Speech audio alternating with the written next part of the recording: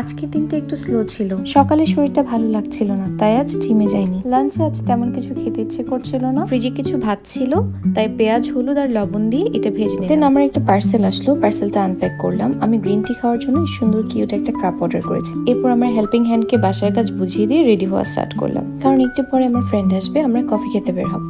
তার আগে গতকাল কেনা ফুলগুলো আনপ্যাক করে সাজিয়ে ফেললাম। হোয়াইট অর্কিডটা মেইন ডোরের সামনে রাখলাম, আর অনেস্টলি ওখানেই এটা সবচেয়ে সুন্দর লাগছে। বাকি দুইটা ফ্লাওয়ার অ্যারেঞ্জমেন্ট ডিনার ওয়াগনের উপর সাজানো। আমি ইচ্ছে করে হোয়াইট আর পিঙ্ক শেডের ফুলগুলো কিনেছি, কারণ এই কালারটা আমার বাসার ফার্নিচার থিমের সাথে খুব সুন্দর ম্যাচ করে। আমার বাসায় আর্টিফিশিয়াল ফ্লাওয়ার্স অনেক আছে, কারণ আমি ফুল অনেক ভালোবাসি। তবে ফুল কেনার সময় একটা জিনিস খেয়াল রাখি, যতটা সম্ভব ইউনিক আর রিয়েলিস্টিক লুকিং ফ্লাওয়ার্স নেওয়ার চেষ্টা করি, কারণ ফ্লাওয়ার্স বা ট্রি যত বেশি রিয়েলিস্টিক হয় তত বেশি এলিগেন্ট লাগে। যাই হোক, তারপর আমার ফ্রেন্ডের সাথে কফি খেতে বের হলাম। অনেক গল্প আড্ডা সুন্দর কিছু সময় কাটানোর পর ও আমার বাসায় এসেছিল কিছুক্ষণের জন্য। আর এভাবেই ছোট ছোট কাজ, ঘর সাজানো আর প্রিয় মানুষের সাথে কিছু সুন্দর সময় নিয়ে কেটে গেল আজকের দিনটা।